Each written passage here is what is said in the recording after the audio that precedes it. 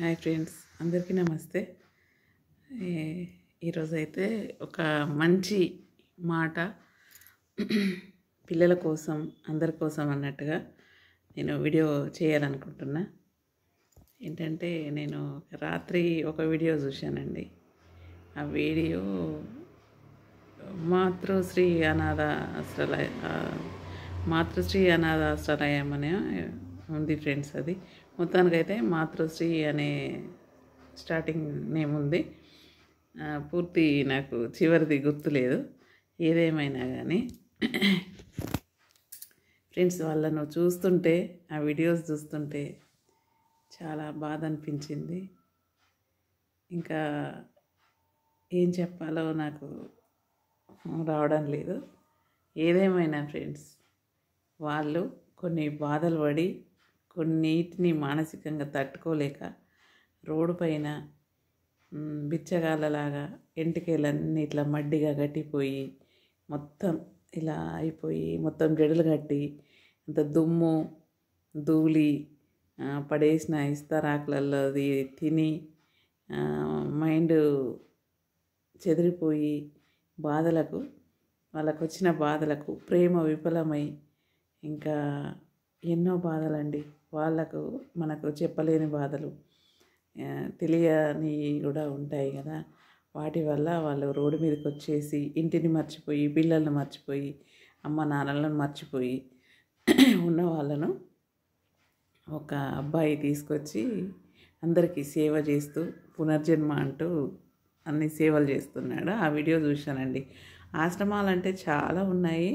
ఎందరో మహానుభావులు ఉన్నారండి. ఎందరో మహానుభావులు ఉన్నారు. మంచి మనసుతోని చేసే సేవలు ఎంతోమంది ఉన్నారు. అయితే నేను ఎక్కువ చూస్తాను, ఆశ్రమాల వీడియోస్ చూస్తానండి. నాకు చాలా ఇష్టం. కానీ మనకంత సాధ్యమా అనిపిస్తుంటుంది ఒక్కొక్కసారి. ఏంటంటే నాకు కూడా ఏదన్నా చెయ్యాలి అనే తపన ఉంది, కానీ నాకు అది సాధ్యమా అనిపిస్తుంటుంది. అవును కదా ఫ్రెండ్స్. మనసు ఉండంగానే మార్గం ఉండాలని లేదు కదా.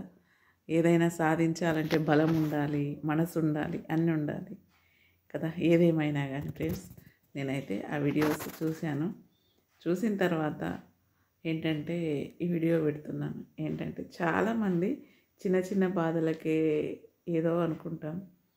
కాదండి, ఏ బాధలున్నా ఏదున్నా మనకంటే ఎక్కువ బాధపడిపోయిన వాళ్ళు పూర్తి ఎలా అయిపోయారో మీ పిల్లలకు ఒకసారి ఇట్లాంటి ఆశ్రమాలకు తీసుకెళ్ళండి. ఏంటంటే మనం ఎక్కువ తీర్థయాత్రలని ఇంకా చూడాల్సిన ప్రదేశాలకు వెళ్తుంటాం కదా. అప్పుడు ఇవి కూడా కొన్ని అప్పుడప్పుడు పిల్లలకు తెలియజేయండి. మనుషులు ఏ రకంగా ఉన్నారు, ఎలాంటి బాధలు పడి ఎలా ఉన్నారు అనే వాళ్ళకు తెలియజేయండి. ఏంటంటే వాళ్ళకి అవన్నీ చూస్తుంటే అబ్బా ఇట్లా ఉంటుందా అన్నట్టుగా. ఇప్పటి పిల్లలకి ఏంటంటే బయటకు వెళ్ళినామంటే ఏదంటది పిల్లలు వాళ్ళ ఏడుపులు భరించలేక ఏదంటే అదే ఇస్తున్నాం. పోనీ ఇప్పుడు చిన్నపిల్లలు పెద్ద పెరిగిన తర్వాత కూడా వాళ్ళ నిర్ణయాలు వాళ్ళకు ఉంటాయి. పోనీ నిర్ణయాలు ఓకే, అన్నీ మంచిగా ఉంటాయి, అన్నీ బాగానే ఉంటాయి. బాగలేని పరిస్థితి వస్తే ఎలా ఉంటుంది? అలాంటి వాళ్ళకు తల్లిదండ్రులు బాధపడుతుంటారు. నా బిడ్డను ఎలా సెట్ చేసుకోవాలి, ఎలా వీళ్ళ జ్ఞానం చెప్పాలి, ఎలా బుద్ధి చెప్పాలి అనే తల్లిదండ్రులు ఎంతోమంది తపన పడి బాధపడి వాళ్ళు కూడా ఒక స్టేజ్కి వెళ్ళిపోయిన వాళ్ళు కూడా ఉన్నారు. పిల్లల భవిష్యత్తు ఏంటి అని. అలాంటి వాళ్ళు కూడా ఇలాంటి మంచి ఆశ్రమాలకు తీసుకెళ్ళి వాళ్ళు పరిస్థితులను వివరించి చెప్పండి. తల్లిదండ్రులు వాళ్ళకు మంచి అవగాహన ఇవ్వండి. ఏంటంటే మీకు ఇంత మంచిగా చూడంగా మీరు ఇట్లా ఉన్నారు చూడండి, వాళ్ళు చెప్తే వినక అట్లా మైండ్ పాడు చేసుకొని బజార్లో ఇట్లా దిక్కులేని వారిలాగా అయిపోయి ఆశ్రమానికి చేరిండ్రు అని వాళ్ళకు వివరించి చెప్పండి. మంచి జ్ఞానం ఉంటే చదువుకొని మంచి పేరును తెచ్చుకోండి. ఒకటే కాదు, మనసు ఏదో మీదికి వెళ్ళినప్పుడు అదే జీవితం కాదు, ఇంకా ఎన్నో రకాలుగా మనకు బాధ్యత ఉంటాయని తెలియజేయండి ఫ్రెండ్స్. ఇంకా చెప్పాలంటే చాలా ఉన్నాయి. నాకైతే వాళ్ళందరినీ చూస్తుంటే ఆయన ఒక చిన్న వయసు, ఒక 40 ఇయర్స్ లోపల ఉంటాడు ఆ అబ్బాయి. కానీ చాలా గ్రేట్ అండి. వాళ్ళందరినీ తీసుకొచ్చి వాళ్ళకందరికి కటింగులు చేసి, వాళ్ళకందరికి స్నానాలు చేయించి, వాళ్ళకు బట్టలు ఇచ్చి, తను కాకుండా ఇంకా వేరే వాళ్ళు కూడా హెల్ప్ చేస్తున్నట్టున్నారు. చేయకుంటే ఒక్కరితో కాదు, ఆయనకు సాధ్యమైనంతగా ఆయన చేస్తూ అందరితో చేయిస్తున్నాడు. ఇష్టమైన వాళ్ళు, ప్రేమ ఉన్న వాళ్ళు అందరు తీసుకుపోయి ఎవరికి సాధ్యమైనట్టుగా వాళ్ళు సేవ చేస్తున్నారండి. నాకైతే ఆ వీడియో చూస్తే మనసుకు చాలా బాధ, సంతోషం, భక్తి అన్నీ ఒకే టైంలో మనసుకు సంతోషం అనిపించిందండి. ఆ వీడియో చూసి నేను ఈ వీడియో పెడుతున్నా. ఏంటంటే మనము దేవాలయాలకు వెళ్ళినప్పుడు దేవుణ్ణి చూస్తాం, వస్తాం. దేవుణ్ణి చూసి మొక్కుదాం, కానీ మనకు అవన్నీ విలువలు తెలియాలంటే కొన్ని ఇలాంటివి కూడా చూడాలండి. దేవుడు ముఖ్యమే. కొన్ని దేవత ఆలయాలల్లో అన్నీ రాసి పెడుతుంటారు, శ్లోకాలు రాసి పెడుతుంటారు, కానీ ఆ శ్లోకాలు మనకు అర్థం కాదు. అవి సంస్కృతంలో ఉంటాయి కాబట్టి మనకందరికీ సంస్కృతం రాదు కాబట్టి మనకు ఏది అర్థం కాదు. ఇలాంటివి అయితే వివరించి మనం చెప్పగలుగుతాం. వాళ్ళు కూడా అక్కడికి వెళితే అది కూడా పెద్ద దేవాలయం అండి. మీ పిల్లల్ని ఈ దేవాలయానికి తీసుకెళ్తే ఇలాంటి పిల్లలైనా బాగుపడతారనేది నా మనసు చెప్తుందండి. మీరు పిల్లల గురించి, పిల్లల భవిష్యత్తు గురించి ఏ రకమైన బాధలున్నా కానీ పిల్లల్ని అలా తీసుకెళ్ళి వాళ్ళ మానసిక స్థితిని బాగు చేస్తారని కోరుకుంటున్నా. ఏంటంటే స్టడీలో కూడా ఫెయిల్ అయినా, ఇంకా జీవితంలో ఫెయిల్ అయినా ఎన్నో రకాలుగా ఉంటాయండి. తెలియని పిల్లలు, ఎదిగే పిల్లలు ఎన్నో ఉంటుంటాయి. చిన్నపిల్లలంటే వాళ్ళను ఒకటి వేసి ఏదో చెప్తాను, కానీ పెద్దగా అయినాక కూడా వాళ్ళు తమాయించుకోలేక బాధపడుతుంటారు. పెద్దవాళ్ళైనా ఎవరినైనా ఒక్కసారి దేవాలయానికి వెళ్ళి రావాలండి. మనం ఎన్నో చూస్తుంటాం యాత్రలు.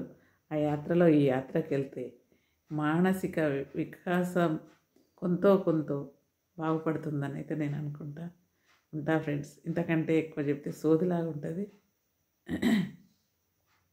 Bye friends. మీరు కూడా ఈ దేవాలయానికి వెళ్తారా? వెళ్తామన్న వాళ్ళు కనీసం ఎవరైనా బంధువులైనా, ఫ్రెండ్స్ అయినా కామెంట్ చేయండి ఫ్రెండ్స్. ధైర్యంగా కామెంట్ చేయండి. ఎందుకు ఇదవుతున్నారో. నా వీడియోస్ చూస్తున్నారు ఒక్కొక్కరు 500 దాకా వ్యూవర్స్ ఉన్నారు. అది నా బంధువులో తెలియదు. ఎవరైనా ఫ్రెండ్స్, నాకు అందరూ బంధువులే. ఎవరు వాళ్ళు వీళ్ళని కాదు. నాకు బంధువులైనా వేరే వాళ్ళైనా ఎవరైనా కూడా భయపడుతున్నారు. ఎందుకు? కామెంట్ చేయండి, మంచి కామెంట్ చేయండి. మంచి లేకుంటే చెప్పండి. నాకు కూడా కొంచెం జ్ఞానోదయం అవుతుంది కదా, నా వీడియోస్ ఎలా వస్తున్నాయి, ఎక్కడ ప్రాబ్లం ఉంది, ఏం తప్పు జరుగుతుంది, ఆ తప్పును సర్దిద్దుకోవడానికి నేను సిద్ధంగా ఉంటానండి. ఎందుకంటే తెలియక కూడా వీడియోస్ నాకు ఎక్కడైనా పొరపాటు అయితే తెలుసుకొని, ఎవరైనా గురువులు ఉంటే వాళ్ళతో నేను తెలుసుకొని సెట్ చేయించుకుంటా. ఏంటంటే ఈ యూట్యూబ్ గురించి కూడా నాకు ఏం తెలియదండి. నేను కూడా ఎక్కువ చదువుకోలేదు. ఇంకా యూట్యూబ్ గురించి కూడా నాకు తెలియదు. ఏంటంటే ఏదైనా మీకు తెలిసిన వాళ్ళు ఏదైనా చెప్తే నేను సెట్ చేసుకుంటా. ఏంటంటే నాకు అందరూ నా వాళ్ళే అనుకుంటా ఫ్రెండ్స్. ఏదైనా పొరపాటు ఉన్నా కూడా క్షమించి కామెంట్లో చెప్పండి. నేను క్లియర్గా సెట్ చేసుకుంటానండి. ఉంటాను. బాయ్ అండి. మీరందరూ ఈ దేవాలయానికి వెళ్ళాలని కోరుకుంటున్నాను.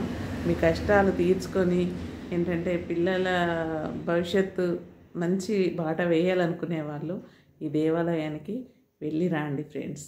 ఉంటాను. బాయ్.